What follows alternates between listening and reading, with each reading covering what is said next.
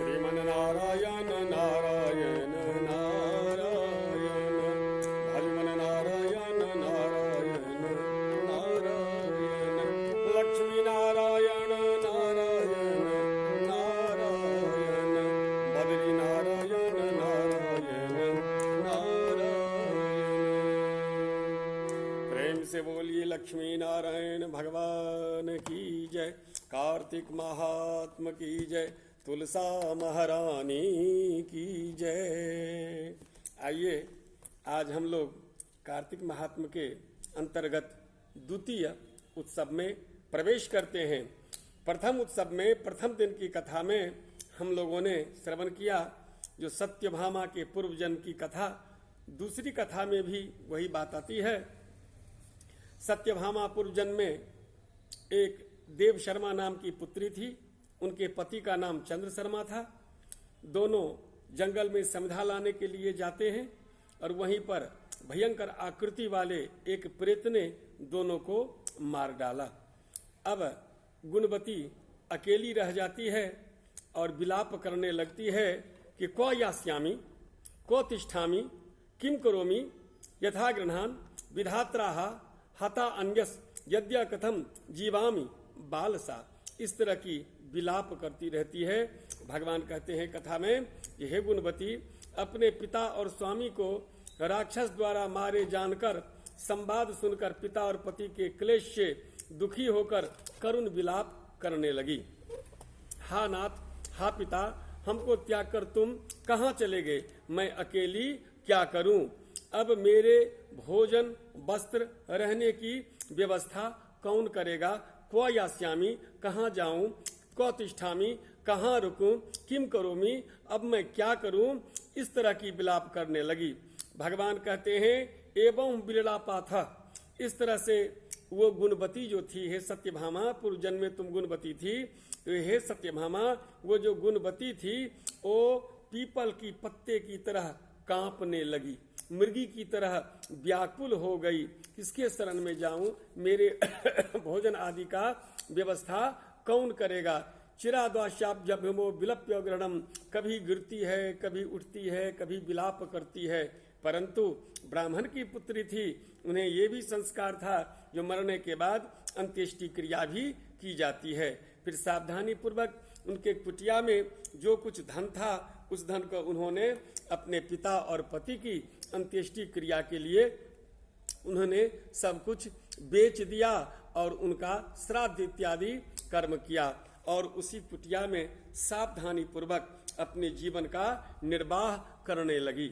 उसी कुटिया में रहने लगी। जो कुछ भगवान देते थे वही खाती थी। व्रत नियम तप का पालन करती थी। एकादशी व्रतम सम्यक सेवनम कार्तिकस्य च एतद व्रतद्वयम कांते ममातीव प्रियंकरम। भगवान कहते हैं हे सत्यभामा, मुझे एकादशी व्रत और कार्तिक का महीना बहुत ही प्यारा है।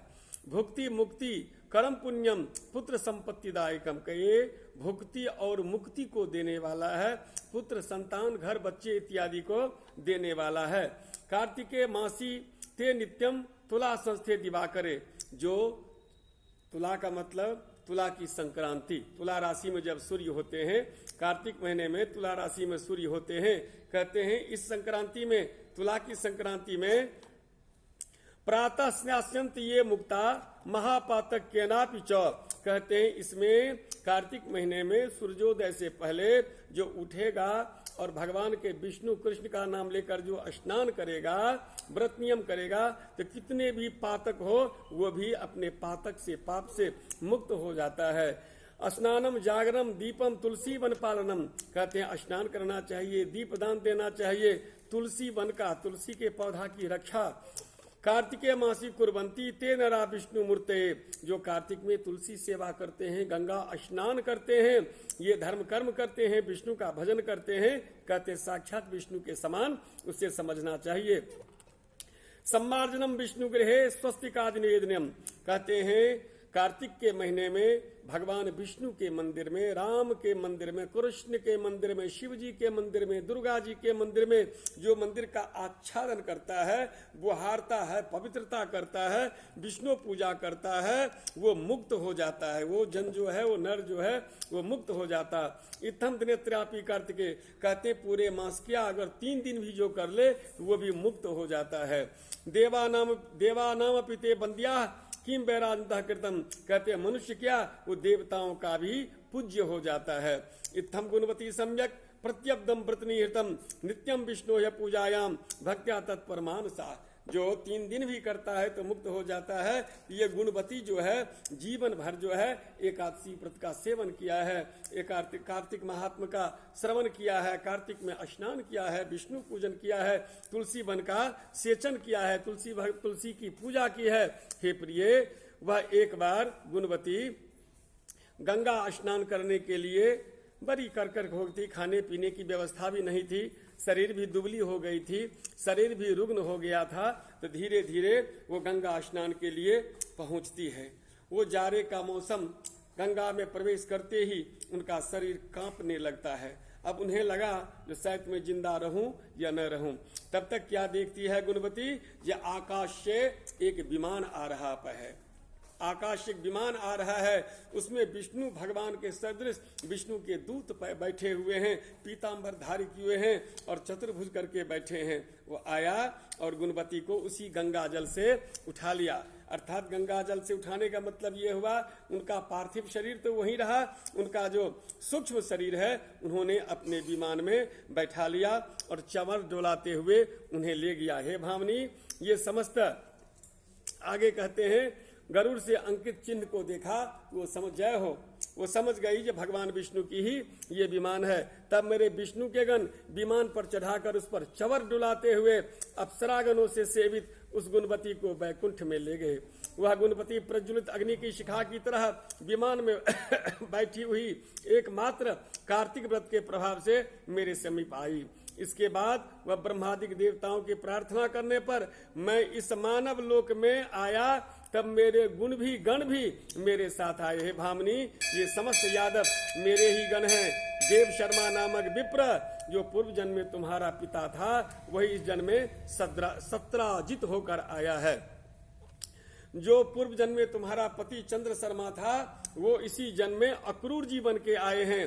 कार्तिक व्रत के पुण्य से ही तू मुझे इतनी प्यारी है। प्रश्न किया था ना, 16,000 पटरानियों में मैं सबसे प्यारी क्यों है, इसका ये बताए भगवान। तुमने कार्तिक की पूजा की है, विष्णु भगवान की पूजा की है, तुमने तुलसी की सेवा की है, तुमने एकादशी व्रत किया है, इसलिए सभी पटरानियों में तुम सबसे प्रिय हो। हे शुभे, पूर्व जन्म में मेरे मंदिर के द्वार पर तुमने तुलसी का बगीचा लगाया, उसी पुण्य के प्रभाव से तुम्हारे घर में यह कल्प वृक्ष शोभायमान हो रहा है। पूर्व जन्म में जो तुमने कार्तिक मास में दीपदान किया था, इसी से तुम्हारे शरीर में इतनी शोभा है। साक्षात अचल लक्ष्मी तुम्हारे घर में निवासमान है। उस जन्म में तुमने व्रतादिक पति स्वरूप मुझे अर्पण करके सब कुछ दिया है, भगवान के लिए अर्पण किया है। उसी के फल से तुम इस जन्म में मेरी प्रिय पत्नी बनी हो। पूर्व जन्म में आजीवन तुमने नियम सहित कार्तिक मास का व्रत किया था, उसी से कभी भी हमारा तुम्हारा वियोग नहीं होगा। इसी कारण जो प्राणी कार्तिक का व्रत करेंगे वे सब भी मेरे ही समीप रहेंगे, तुम्हारे ही समान प्रिय होंगे।